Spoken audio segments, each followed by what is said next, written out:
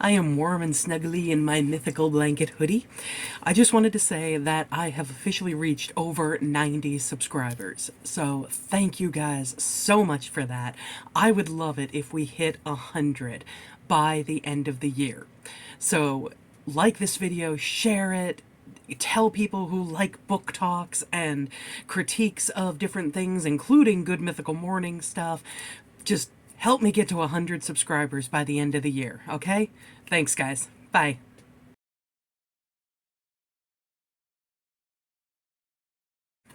Hey, guys. So, I went to Barnes & Noble yesterday, among other places, with my niece, and I picked up 3 books.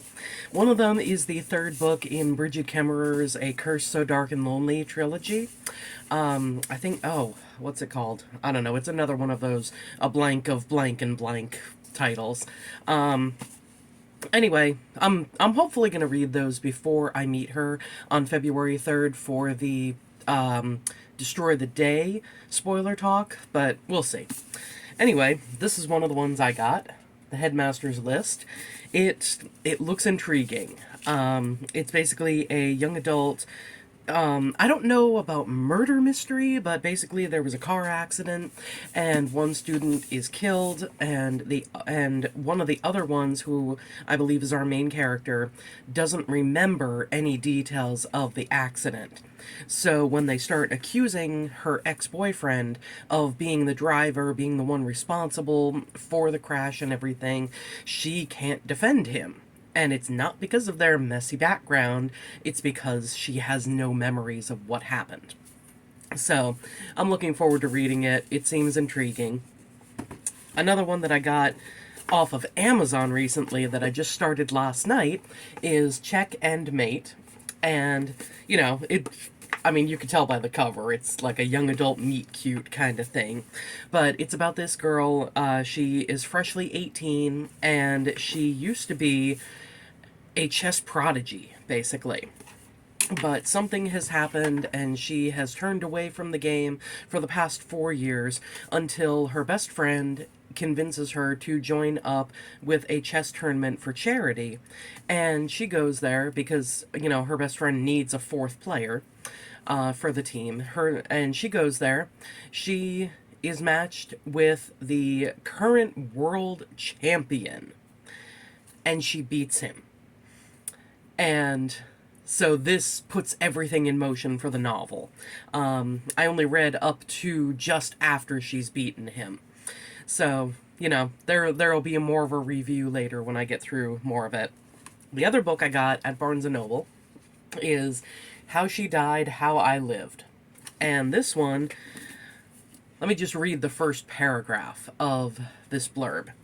On a warm, listless summer afternoon, Kyle Paxson sent 5 texts to a few chosen classmates. None of the girls responded, except one. Jamie was the only girl nice enough to give Kyle the time. And that night, deliberately and brutally, he killed her. So, that single paragraph is all it needed to hook me in. I'm definitely looking forward to reading it. It definitely gives, incel, nice guy TM vibes, for Kyle. And we'll see what happens in it. Main one that I want to talk about today is I stayed up way too late last night. I have no idea what time because I refused to check my cell phone for the time. But yeah, I finished this book. And at first, I was thinking, I believe I said in my last video, that I'll probably give, somewhat of a spoiler-filled review and everything. Yeah, I'm not gonna give a spoiler review for this one. Because, oh my god. I had no idea where this one was gonna go. I was just kind of enjoying the ride and, wondering to myself, okay, what is going on here? What is this family hiding? And holy crap, it delivered.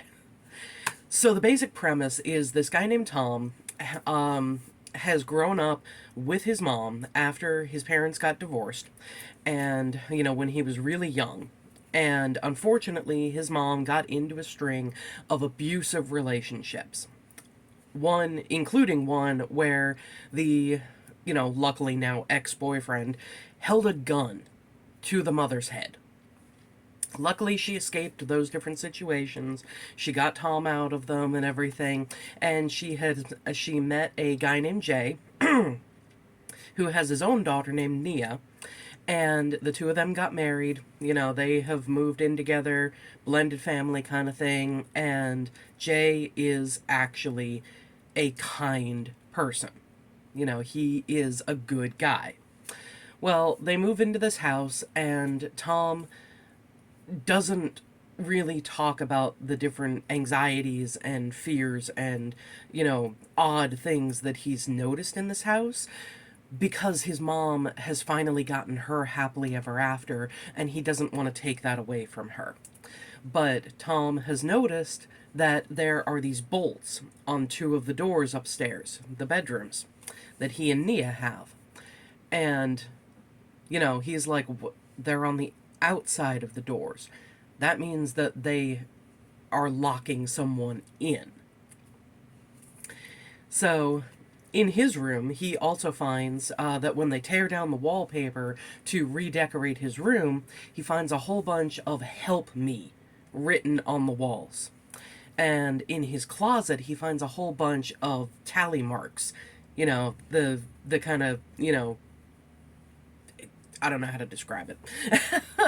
I'm so bad at this. But anyway, he finds a whole bunch of these scratch marks in the corner. You know what? I can actually show you. Oh, where did they go? Here we go.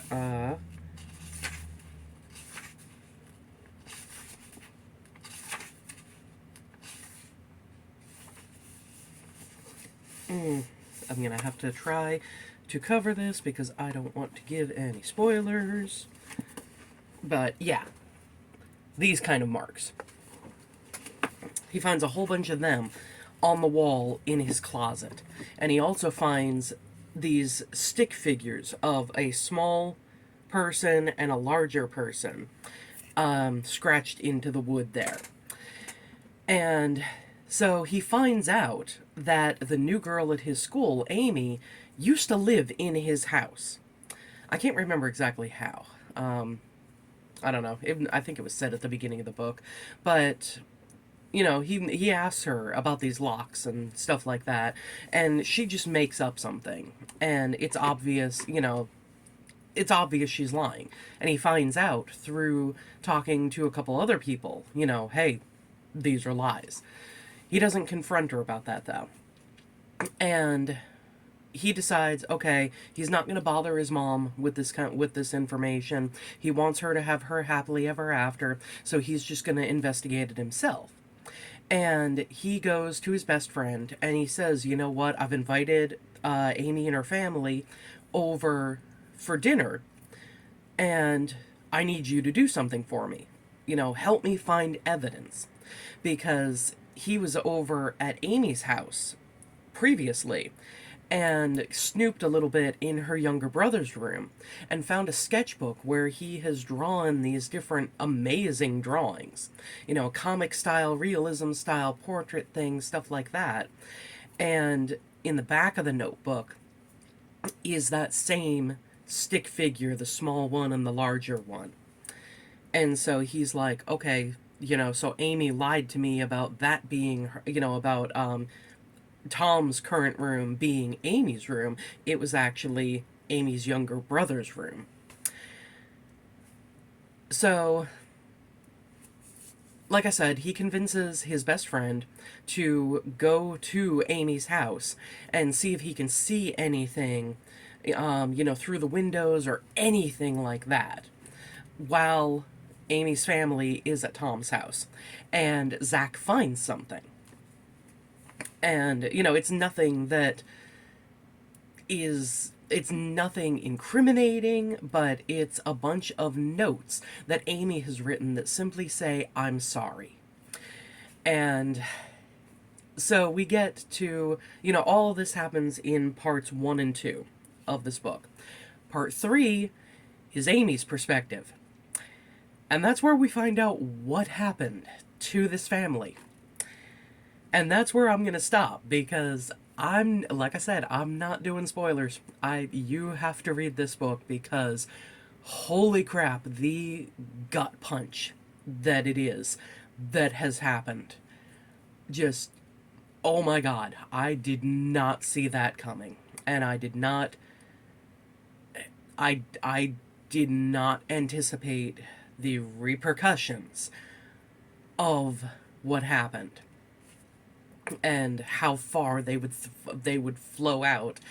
And it just read this book. Read this book because oh my god. This author deserves more recognition. This is the only book of his I've read. I've got another one. It's called 14 Ways to Die. I'll probably read it soon. But yeah, he deserves more recognition because oh my god. Anyway, sorry I'm not doing a spoiler review. All I can say is if you do want to know what the heck was going on, read it because it's worth the read. Anyway, thanks for watching, guys. I will be back, let me see. I don't know. Well, yeah, I'll probably be, well, I'm going to release a video on Monday. But I will be back either Monday or Wednesday with my thoughts and opinions and possible spoilery stuff. Depends on what happens in here. Possible spoilery stuff with Check and Mate. Anyway, thanks for watching, guys, and I will see you next time. Bye.